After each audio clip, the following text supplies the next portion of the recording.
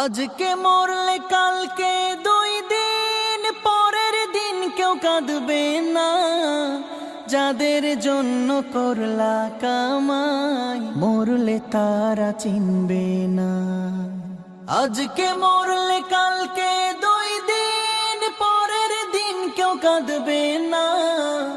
যাদের জন্য করলা কামাই মরলে তারা চিনবে না।